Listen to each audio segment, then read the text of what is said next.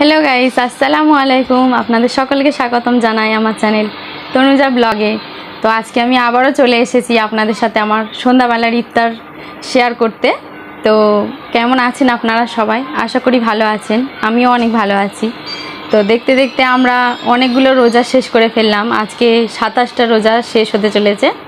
27টা রোজার ইফতার হবে এখনই, আর মাত্র 3-4 দিন বাকি, তারপর ঈদ হবে। তো অনেক আনন্দের ঈদ আমাদের। তো আর কথা না বলে চলুন দেখিয়ে নিই যে আজকে 27-এ আমাদের ইফতারে কী কী আছে। প্রথমেই আছে এখানে শসা, কাঁচা ছোলা, খেজুর, আর এখানে আছে তরমুজ, এখানে সিমাই, এই যে সিমাই আছে, আর এখানে আছে বিরিয়ানি আছে। এই যে বিরিয়ানি কিন্তু আমরা বাড়িতে বানাইনি, এগুলো কিনে আনা হয়েছে। আর ওইখানে আছে অরেঞ্জ জুস, আর ওইখানে নারকেল দিয়ে চিড়ে আর চিনি দিয়ে ভেজানো আছে নারকেল আর চিড়ে। আর এইখানে প্রতিদিনের মতো চানা করেছি। চানাটা করি আমি রোজ। হয়তো আপনারা ভাববেন যে কেন রোজ চানা থাকে আমার ইফতারে।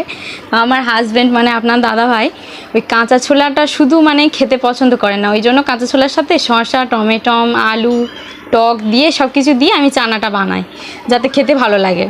তো এই জন্য আমার ইফতারে রোজ চানাটা থাকে। অনেকেই হয়তো দেখবেন যে রোজই চানা আছে আমার ইফতারে। তো আজকে আমাদের ইফতার এই পর্যন্তই, ভিডিওটা।